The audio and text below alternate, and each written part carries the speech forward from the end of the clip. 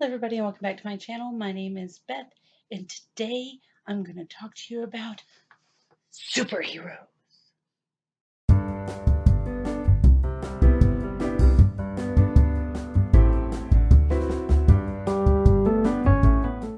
Hey, I'm not going to lie, I watched that intro bit again, and I think I scarred myself a little bit, so I'm sorry for that. My daughter does these amazing superhero poses where she like runs and jumps and lands, and she's whatever.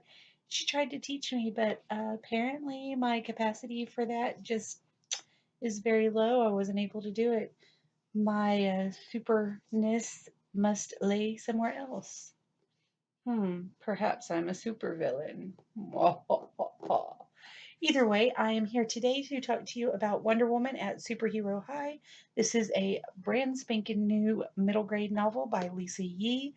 Came out about a week ago, and I got it the day that the library got it. They unpacked it, put it on the shelf, and we got there about an hour later, picked it up off the shelf, and were the first people to borrow this copy, and also the one of the first sets of people to get to read it because it is, like I said, brand new. Lisa Yee has several books out. Her debut novel won the Sid Fleischman Humor Award, or Fleischman, I'm not sure how to say that name. It's a Yiddish name, I'm never sure about them. She has won several other awards. She has many young readers' books out, children and middle grade. And this is kind of in between a upper children's level and a middle grade. So I guess probably 7 to 11-year olds. My daughter loves to have me read to her. She loves to pick kind of upper children's chapter books and middle grade books and have me read them to her. She likes to try to pick out the letters that she knows and the basic words that she's been learning, and then just kind of lay back and let me tell her the story. And she gets about, I'd say, half to three quarters of it. But she loves the sound of mommy's voice reading her the words. She loves everything to do with stories, and she likes to make them up and to listen to them. So she was really excited to see Wonder Woman, who is her and her Gaga's favorite female superhero. Um, she was excited to see her on the cover, and it's obviously a younger Wonder Woman. So this is someone who's in high school, and my daughter's only 3, so it's not like she's super close to the age, but a younger Wonder Woman appealed to her, and she wanted to see what she was like when she was younger. Unfortunately, she asked me about 4 chapters in if I could kindly not read any more to her because she had so many issues with the story. And when I asked her why, she listed them for me, and I will get to them in just a minute because they're the same issues that I was having with the story and did have through the entire book. But first, let me tell you what I enjoyed about the book. I really liked the fact that it is very girl powery. This is, of course, part of the DC Supergirls collection. So the superhero girls have been turned into action figures and just really kind of capitalizing on the female population, trying to draw them more into comic books and the comic scene, the superhero scene. It's not just for boys, it's never just been for boys, and they're finally kind of capitalizing on that a little more. Um, so I really enjoyed that this included several strong female characters. I enjoyed that the theme of the book was finding your place, fitting in, good friendships, loyal friends, and kind of learning the difference between good friends and fake friends, finding your place at school and being true to yourself, things of that nature. And there's a mystery in the book that I thought was pretty decently done. There are a lot of things in the book that distract from it, so I don't know if that makes it better or if those things are just bad distractions because I feel like it's a little bit of both. But on the whole, the mystery part of it was well written. There was a lot that kept us from seeing the true nature and the actual perpetrator of the mystery until the end of the book, which I enjoyed.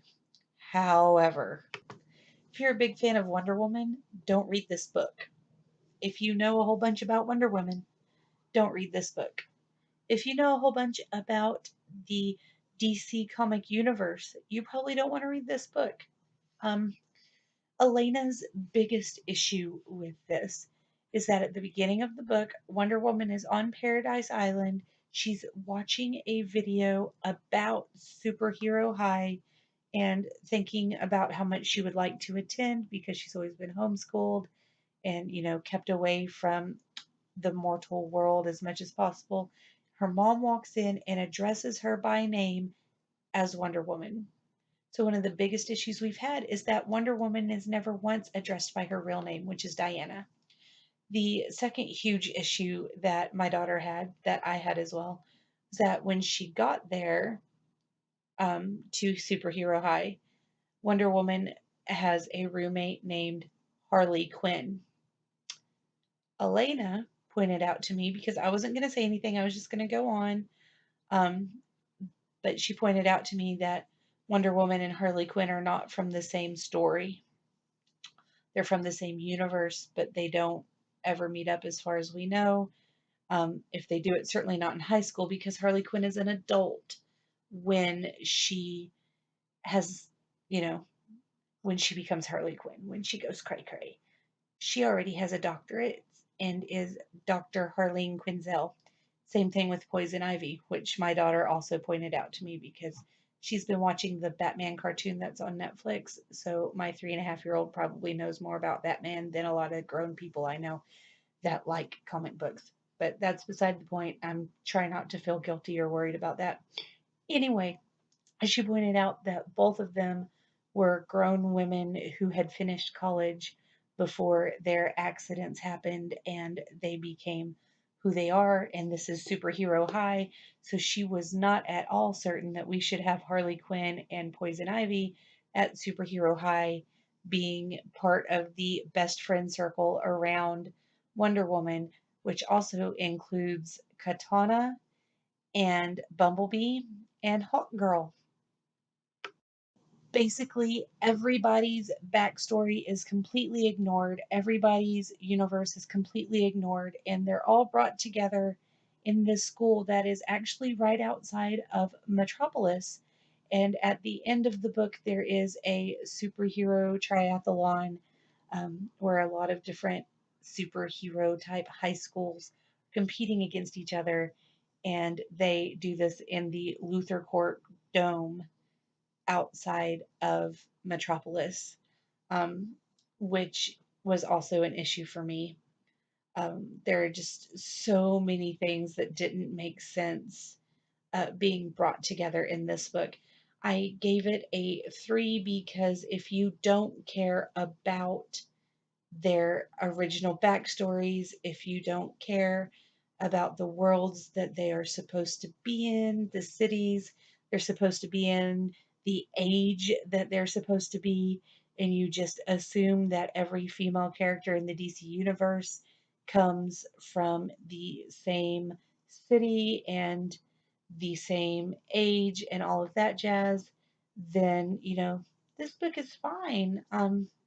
Like I said, their writing style is very rudimentary and it kind of folds back on itself so that there are 2 or 3 times where they say something is happening and then they talk about how it's about to happen and then all of a sudden they go back and say it's happening again. So obviously it wasn't happening the first time. Um, it only happens 2 or 3 times, but it's enough to really stick out, and there are areas where the words are not chosen as precisely as you would like them to be.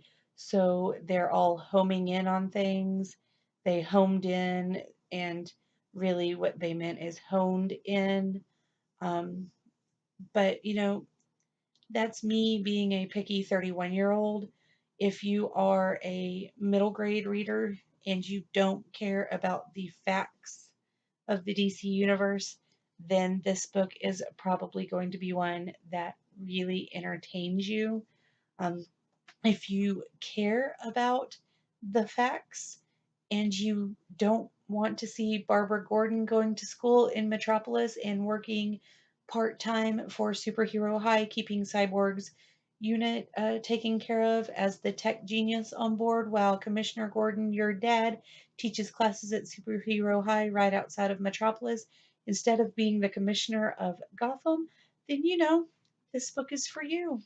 If you don't want to see that happen, don't read it. Just don't do that because it happens in there. It was a big problem for us.